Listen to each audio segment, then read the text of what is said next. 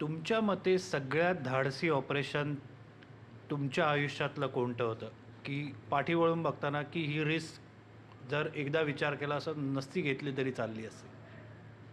नाही, असे बरेच ऑपरेशन होते आणि एकदा युनिफॉर्म घातला तर उद्याचा विचार नाही करा, आपण त्या क्षणाचा विचार करतो आणि प्रॉपर प्रिकॉशन्स घेऊन आम्ही ऑपरेशन्स करतो. ते टेररिस्ट लोकांचं ऑपरेशन होतं, त्याच्यात हे झालं होतं. नंतर सुभाष माकडवाला म्हणून दाऊदचा एक मोठा शूटर होता. ओके. सुभाष कुंची कुर्वे, हो.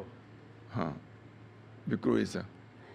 त्याला आम्ही पकडायला गेलो. मी होतो, साळसकर होता. तर त्याच्याकडे 6 मे 1993ला संध्याकाळी 7 वाजता त्याचा आमचं हे झालं होतं.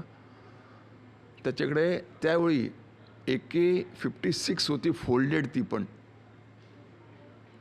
ओके. AK-56 folded. त्यावेळी मुंबई पोलीसकडे AK-47 सुद्धा नव्हती.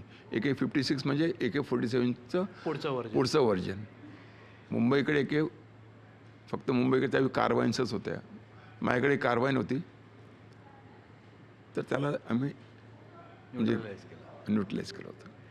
आता साळसकर म्हणजे साहेबांचं आम्ही सगळी टीम वाचली होती, कारण त्याच्याकडे AK-56 होती. त्यांनी ब्रश फायर फक्त केला असता, त्याला चान्स मिळाला असता.